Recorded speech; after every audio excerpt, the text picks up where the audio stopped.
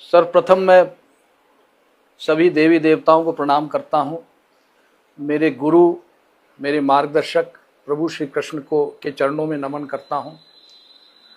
आप सभी मीडिया वालों के और सभी प्रदेश की जनता के सामने हाथ जोड़कर प्रणाम करता हूँ। साथियों, हमारे देश में पहलगाम में एक बड़ा दर्दनाक आतंकवादी हमला हुआ, जिसमें निर्दोष नागरिकों को मारा गया, उनका धर्म पूछकर मारा गया। बहुत बड़ी घटना हुई, दुर्घटना हुई। उसके बारे में मैंने एक वीडियो जारी किया था। उसमें कुछ बातें कही थीं। पता नहीं, मुझे बड़ा आश्चर्य होता है इस बात पर कि मेरी अपनी कांग्रेस पार्टी, जो देश को जिसने आज़ाद कराया, कांग्रेस पार्टी के कई कार्यकर्ता, कई नेता शहीद हुए आज़ादी की लड़ाई में, वो पार्टी मुझसे सवाल कर रही कि मैंने ऐसा क्यों कहा। बहुत आश्चर्य हुआ, बहुत दुख हुआ। मुझे नोटिस दिया गया, मैंने उसका जवाब दिया। उस जवाब को संतोषजनक इसलिए नहीं माना गया कि मैंने उसमें राहुल गांधी प्रधानमंत्री बनेंगे नहीं लिखा था, ये जवाब में नहीं लिखा था, इसलिए उसको माना नहीं गया। और मुझसे कहा गया कि मैं ये लिखूं उसमें कि राहुल गांधी प्रधानमंत्री बनेंगे तो नोटिस वापस ले लिया जाएगा। मैंने मना कर दिया। मैं कोई ज्योतिषी नहीं हूं, और उन्होंने मुझे पार्टी से 6 साल की निष्कासित कर दिया।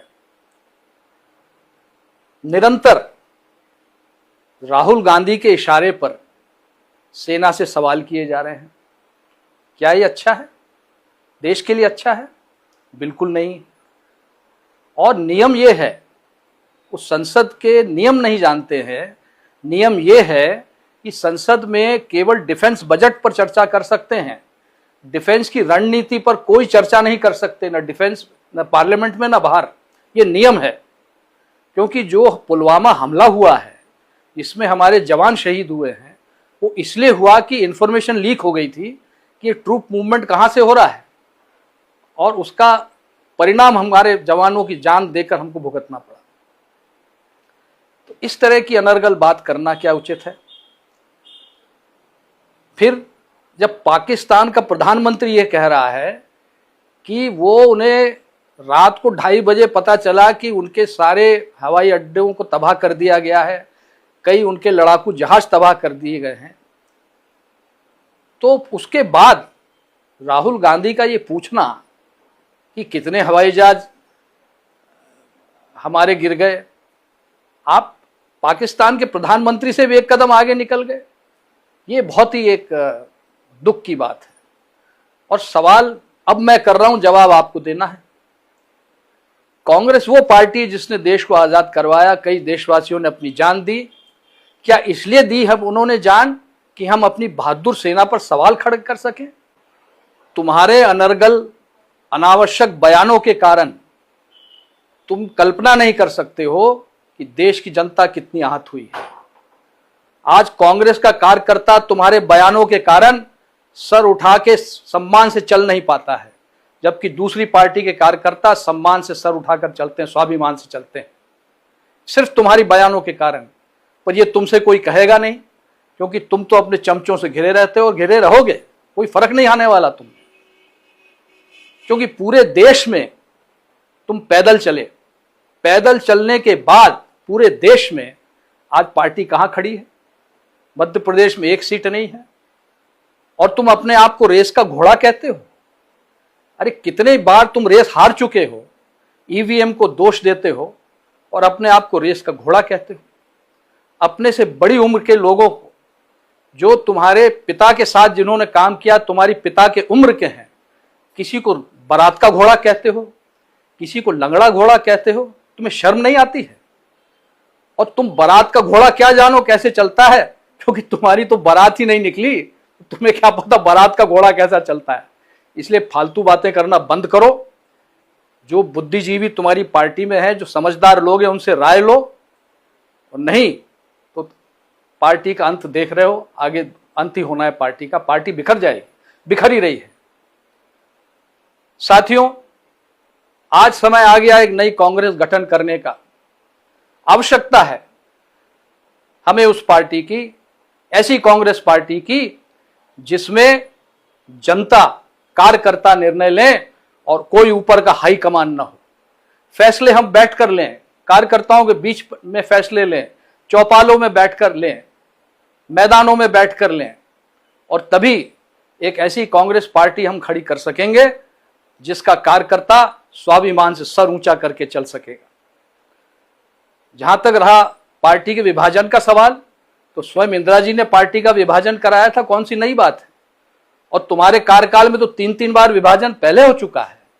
और अब समय आ गया है कि मध्य प्रदेश में भी एक ऐसी कांग्रेस का गठन हो और ऐसा संगठन बने जिसकी सोच कम से कम राष्ट्रीय सोच हो और राष्ट्र हित को सर्वोपरि रखकर वो कांग्रेस पार्टी का काम करे।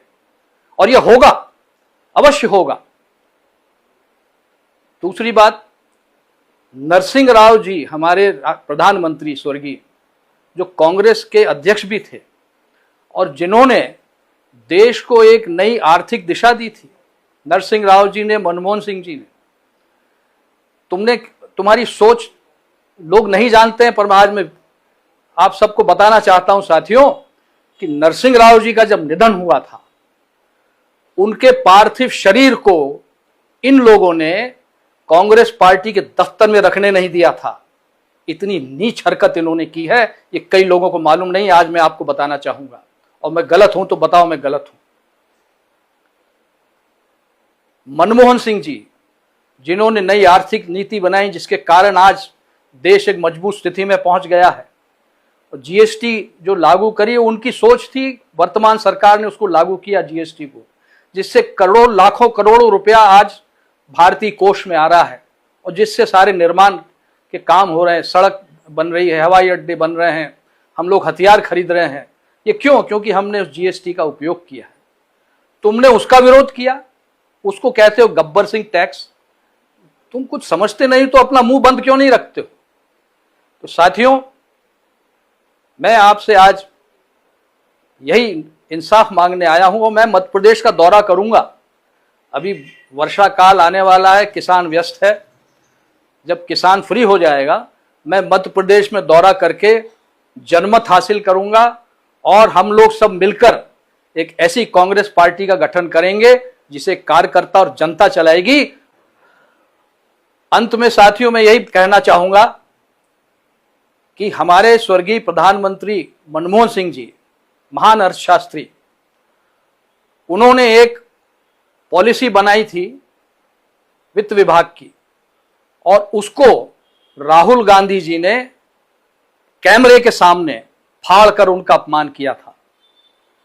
आज राहुल गांधी, ये देख लो, ये मेरे निष्कासन का नोटिस जो मुझे दिया गया है, ठीक उसी तरह कैमरे के सामने फाड़ रहा हूं जिस तरह तुमने मनमोहन सिंह जी का पत्र फाड़ा था।